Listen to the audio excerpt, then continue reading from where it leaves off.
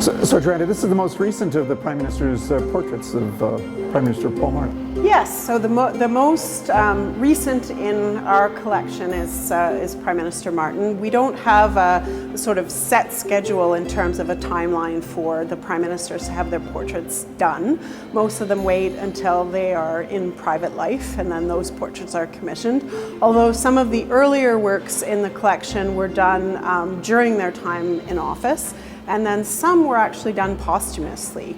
In this case, Prime Minister Martin wanted to show himself in the chamber. So if you see behind him, you've got the gallery over here, you've got some of his colleagues in the background sitting in the seats, and he's standing in the Prime Minister's spot as though he was just about to answer a question or get up and make a speech. Do they choose their own portraits artists? They do. So we usually speak with them and find out what they're interested in. Sometimes they have an idea right away of who they'd like to work with.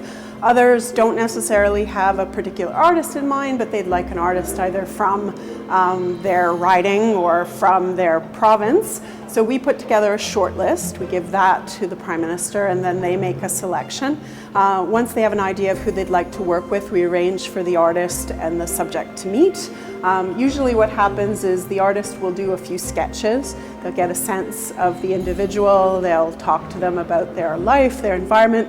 Remember that they're out of the public eye in terms of being Prime Minister at that time. So most of the portraits are, this is a moment of self-reflection. This isn't Prime Minister Martin in the office of Prime Minister conveying messages about himself as Prime Minister. This is Martin thinking back on his life and his time at Parliament. So they'll work together, the artist will do a few sketches, the subject of the portrait will have to approve the sketch, and then they'll work together. Usually they do a final sketch in oil just of the face to make sure they've got the expression they want, they've got a sense of them, and then they'll work up the final piece.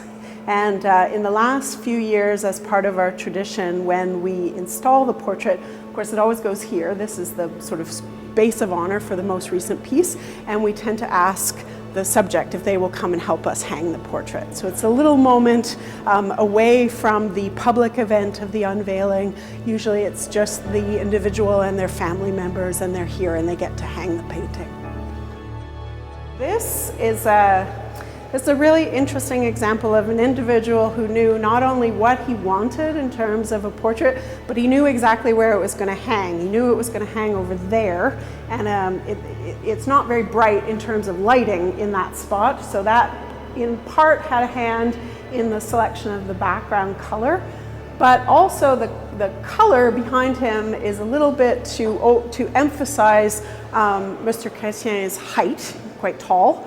And so this is part of the kind of message that he wanted to convey about himself. And portraiture is all about messaging. It's about signs and symbols, aspects of yourself that you want to either include or not include, in terms of the fact that, you know, there's no referential background behind him. It's simply a color, but but he's holding his reading glasses. And that's important to him in terms of the kinds of work that he would do, in terms of speech writing, in terms of reading speeches. This is a pose he would often adopt, where he would take the glasses off, put them in his hand while he was talking. So all the time there are all these little touches in all of the paintings that tell you a little bit about the individual. If we come over here, you see with Prime Minister Mulrooney's portrait, this is in terms of the background, he's supposed to be in the Prime Minister's office, but if you look here, there's this portrait of his family, and that is a really important thing for him. So he wanted that to be part of this image, to convey not only that he had a public life and existed as a public person, but he also had a private life, and his private life might be very different from his public life, but it's part of who he is, and it's important to him, and it's one of the things that he wanted to convey as a message that keeps him grounded. So there they are. If we look on the other side of the wall here, if we look at the portrait of Kim Campbell, for example, Again, when I was talking about the fact that people like to surround themselves with things that are messages and clues about themselves, she's of course got this reference to the West Coast behind her. She's also got her academic robes hanging in the background to talk about the fact that she was not only in public service, but she's also a scholar. And then here she has her robes from being Minister of Justice. So she's got little touches, little clues, and of course that very iconic pin that she was wearing during her campaign as well. So again, it's always about giving you clues, very much like the architecture does in this building, little signs and symbols about who you are and who you think you are in relation to the job that you do, because these are their portraits as Prime Minister, not as private individual.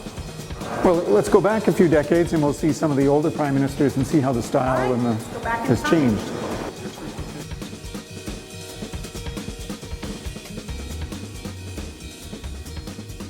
So this is the portrait of Prime Minister Pierson, and it's an interesting contrast in a way stylistically to the portrait of Mr. Chrétien in terms of the fact that there's this same kind of absence of background, but it's very soft and quiet and a little bit introspective. And Pierson he had a very self-effacing sense of humor. He said, you know, I kind of look like the sloucher, is that going to be okay? But he said, you know, it's enough of a likeness that it conveys who I am, but it doesn't go too far and make me have, you know, delusions of grandeur. So again, it conveys a little bit about who he was, about what he thought of the role that he had, and it's a quieter image of what it is to be Prime Minister, that in very real terms, you wear a lot of the weight on your shoulders. And in some ways, although you are surrounded by your cabinet and by the other MPs in your party,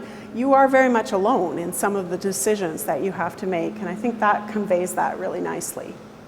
He's got his bow tie too, of course. Yeah, the quintessential bow tie, and the man in the gray flannel suit. And across from Pierson, of course, is Prime Minister Pierre. Yeah, so for this portrait, I mean, you've got the iconic rose. He's got his coat over his shoulders. It's actually the artist's coat. So she felt like he needed a little extra in the image. So these gloves are the artist's. These are Mckenzie Boule's gloves as well as her coat. She wanted to add this little extra touch to it, as though she sort of had him for a few moments, but he was about to leave and do something else, and she needed to kind of capture him in that moment. The eyes in this are quite telling. It's a very piercing look. He's looking directly at you. He engages directly with the viewer, which is sort of iconic as well. People often spoke very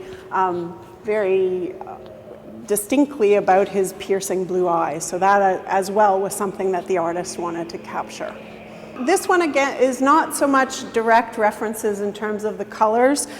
Really, she wanted all of the focus to be on him. So although this part is kind of dark and fading, this brighter patch really brings your eye right to the face, and you've got this kind of nice light that bounces off. So he's really, his face is really the main focus of the image. But you have these little touches, so the white of the cuff and a little bit of the cufflink. So you've got this nice way that your eye kind of moves throughout the picture plane, but always goes back very, very clearly to his face.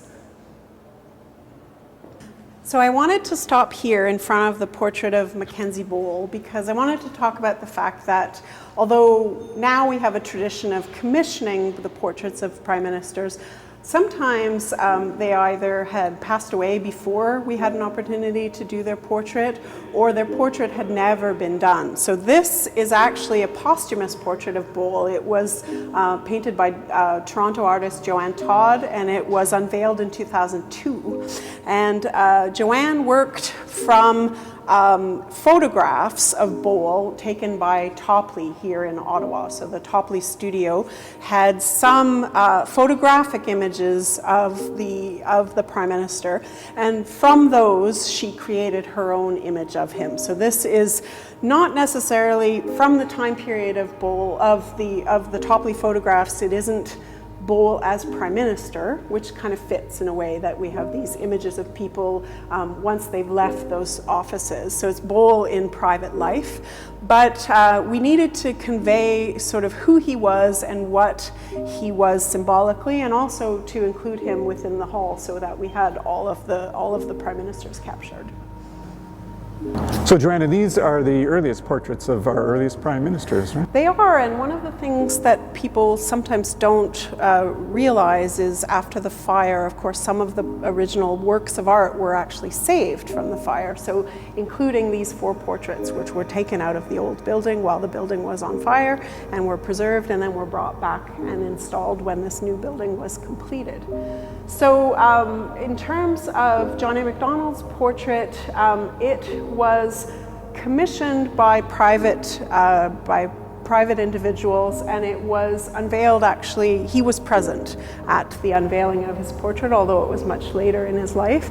And opposite him, over there, is Laurier, and behind Laurier, within that image, you see actually the old Parliament buildings. We've got Tupper up here, and then John Sparrow Thompson. Thompson is in his regalia for when he was knighted. He was knighted over in England, and of course he passed away over there. And there was he lay in state in the British Parliament, and then was brought back to Canada for burial. So we see him in the regalia that he was wearing for that. And then of course these 2 portraits are bookmarking, if you will, the stained glass window that was commissioned for on the occasion of the apology for residential schools, which of course was delivered in the chamber. So that's an incredibly beautiful piece by Christy Belcourt.